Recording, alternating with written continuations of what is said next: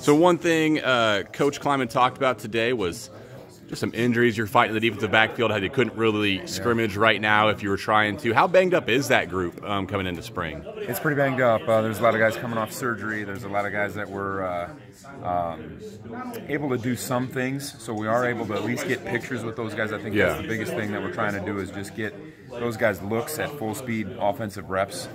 Even if they're not getting the physical, engaging the blocks, those kind of things, they're at least getting reps and looks, and that'll help them down the road. One thing Coach seemed proud of, I would say, was how quickly the team adjusted to how you guys practice. Was that something you noticed too, or were surprised by at all? You know, I wasn't surprised by it because I know these guys have worked their butts off in the past, but just something as simple as moving fast from drill to drill, you know, and not wasting time, not walking around from spot to spot is something that just needs to be taught and reinforced all the time. And so, no, it didn't surprise me. I'm pleasantly encouraged by how it's been. Do you guys ever catch yourself having to remind each other, hey, this is day one or day two with these kids? They don't know what the kids in Fargo did. Like, constantly, is that something? Yeah, constantly. It's so hard to just jump into year 8 of a system and how it evolves and that it doesn't happen overnight. And some of the things that we taught on day 2, you know, we regressed a little bit on some of the things that we learned on day 1, and that's just a natural thing. And I think we've been pretty patient as coaches, as patient as we can be. By nature, we're not patient people, but it'll take some time. There's no question about it. But if we just keep improving, from the effort standpoint, we feel like we're taking steps forward every day. So is it primarily then just the basics right now that you guys are working on? Well, the first part of spring. We're plugging through the install about as quickly as we can. You know, we're trying to install one major concept a day is kind of what our thought process has been. That's about as much as they can absorb right now, because I think if you throw too much at them, I think they get their wires crossed a little bit, because there's a lot of new. It's not only new. I mean, everything's new. Terminology's new. The whole kit and caboodle. So.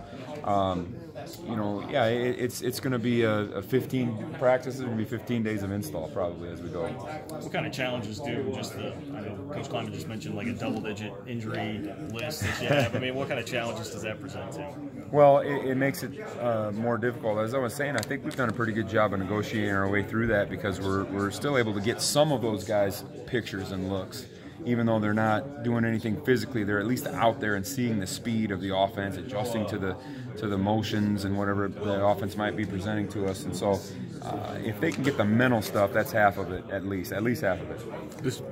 This may be a tough question for you to answer, but I assume you're going against the receivers a lot in these drills and that kind of stuff. What's your early impression of that group from a coach maybe working against those guys? A very athletic group, very athletic group, and I think there's some really talented guys in there.